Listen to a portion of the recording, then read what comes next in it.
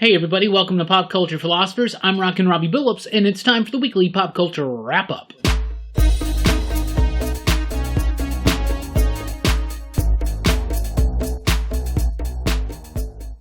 That's right everybody, thanks for checking out the video. I am Rockin Robbie Billups. This is the weekly pop culture wrap-up. It's the show where I go over the week's pop culture news, mostly comic books and movies. Let's get right into it. Who is the new Batman writer? Well, the new Batman writer is going to be James Tynion IV, who's been killing it on books right now like Justice League and Justice League Dark. Something is Killing the Children. I'm a huge fan of his work. He's already written the character in a book, Detective Comics. His run on Detective Comics, which started right at the start of Rebirth, was one of my favorite Rebirth titles. I absolutely adored it. Of course, it was focused more on the Bat family, not so much on Batman himself, so I am excited to see him kind of get to sink his teeth into a solo Batman book. So that's what's happening. We know Tom King is leaving the book at the end of the year, issue number 85. Apparently, James Tynion is going to take over at issue number 86 and bring it all the way up to issue 100, and then it's going to be relaunched with a new creative team,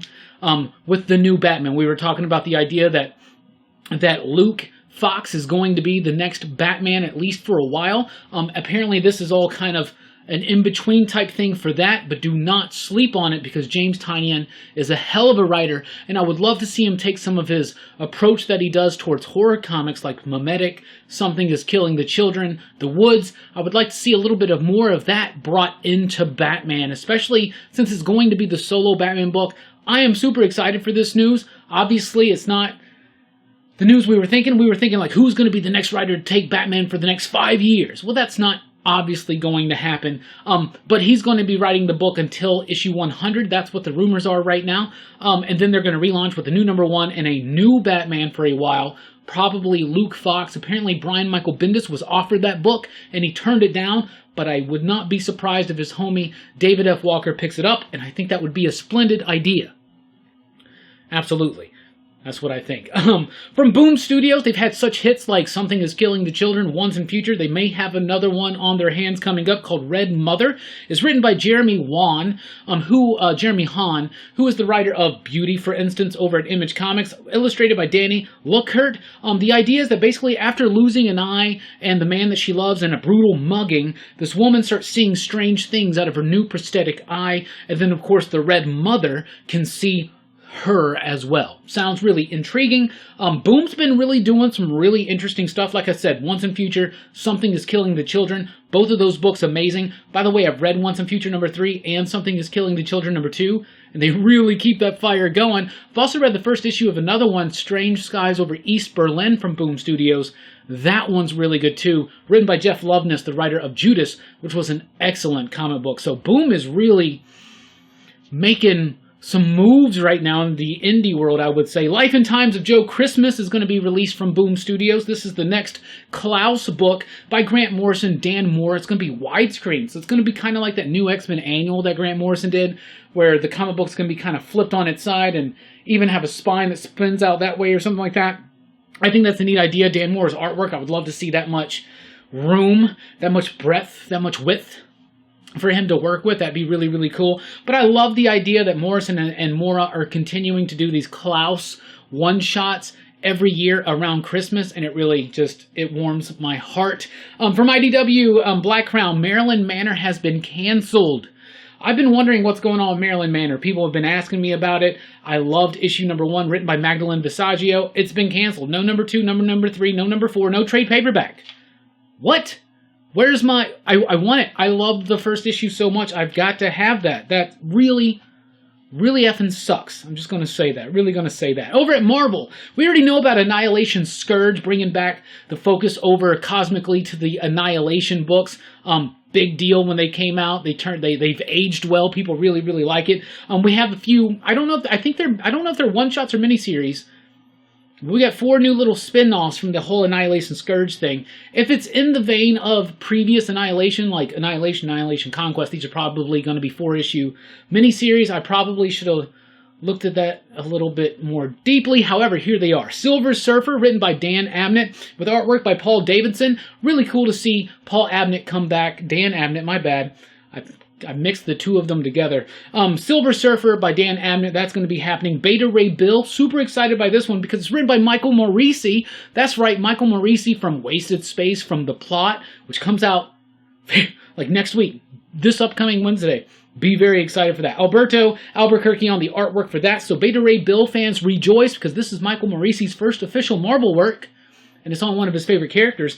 Very excited for that. Nova by Matthew Rosenberg and Ibrahim Robertson. And Fantastic Four by Christos Gage and Diego Alortorti. I butchered that. Sorry.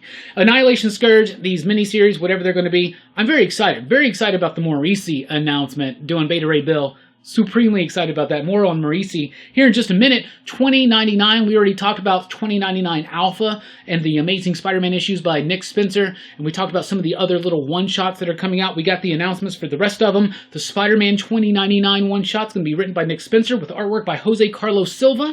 The Ghost Rider 2099 one-shot by Ed Brisson, who's going to be writing the new Ghost Rider book, with artwork by Damian Conciero. Doom 2099 by Chip Zdarsky and Marco Castiello. I'm really excited for that one because Zdarsky understands the character of Victor Von Doom, as he has showed us in books like Marvel 2-in-1. And Venom 2099 by Jody Hauser, Francisco Mobili. I'm very excited about that one. Venom 2099, you know, come on, right? And then, of course, 2099 Omega is going to be written by Nick Spencer. Wrap everything up. Over at DC, they have canceled the Birds of Prey upcoming book that's supposed to release in October, written by Brian Azzarello. Instead, they're going to push it back to February, timed in with the new movie.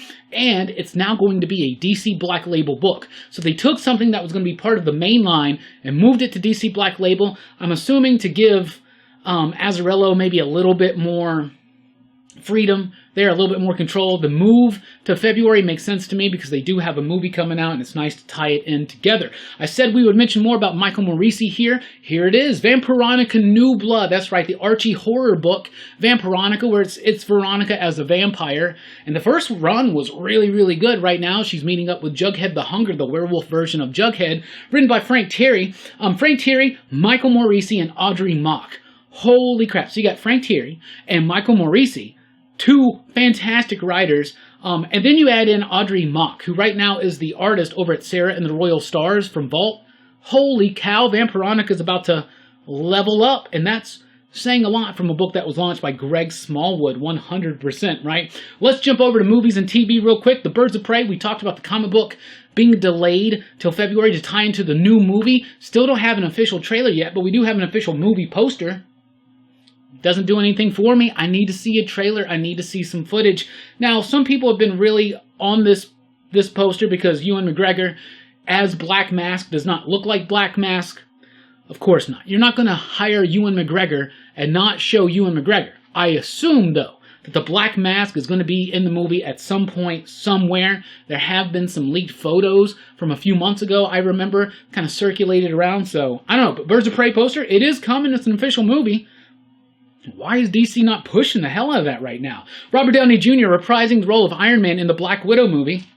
It makes sense. It's going to be a tiny little part. They said smaller than his role in Homecoming, which to me is kind of substantial, but just probably a cameo if I had to guess. Wouldn't take much to pay Robert Downey Jr. just a little bit to have him sit on a green screen for a minute and film a line or two, right? So do expect to see Iron Man in Black Widow, which of course is set before Avengers Endgame for sure. And Peacock, let's talk about it. Peacock is the NBC streaming service because of course they can't be the ones left out, right? But the NBC Peacock streaming service has announced some interesting reboots and relaunches. They're going to reboot Battlestar Galactica again. They're going to do a reboot of Saved by the Bell. And the idea that I've heard from this is that Zach Morris is the governor of California, and he's been shutting down low-income schools. And this is going to be about like AC Slater and Jesse Spano kind of taking one of the schools that they're currently working at or something, kind of trying to corral the students to be against the semi-corrupt governor that is Zach Morris.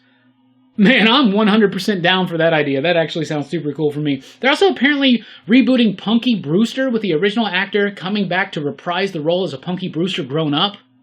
Okay, and they're teasing rebooting The Office, which I think is not so much of a good idea. I think just having The Office there would be enough. And I love The Office, I do. But the British Office is pretty dope too. Do we need a new one? I don't know. I don't think so. What do you think? Let me know in the comments down below. So that's what we got for you this week. What do we got coming up here at Pop Culture Philosophers? The live stream tonight, Rockin Robbie Live, 7 o'clock U.S. Central Time in the PM. So be here to chat with me about this week's upcoming new comics, last week's favorite comics, and just a whole bunch more about movies, pop culture, and more. Join me live. Keep the conversation going tonight for Rockin Robbie Live. We've got a podcast debuting this week all about aliens. That's right, just after the raid on Area 51. We're doing a podcast about aliens, movies, aliens in fiction, just do we believe in aliens, our thoughts, stuff like that. Is a very fun podcast. Very excited for that. The PCP After Hours podcast is also going to be releasing this week exclusive to our Patreon supporters over at patreon.com/PCP. Get there, you unlock exclusive early access and exclusive content like the PCP After Hours podcast. We also have a new episode of Comics Revisited this week, all about Sandman. That's right, the first book of Sandman. Me and Brooks are talking about Preludes and Nocturnes this Thursday morning, and other surprises dashed throughout the week. So thank you so much for your support of this channel. Please do like, share, and subscribe if you haven't already. We just passed 5,000 subscribers. There will be a contest announced very soon. Just waiting to get a package from the great fellas over at Vault. So thank you so much for checking out the video. Please do, like I said, like, share, and subscribe. Already did that bit. Now's the part where I'm supposed to say, I've been Rockin Robbie Billups. Thanks for rocking with us. Keep on living.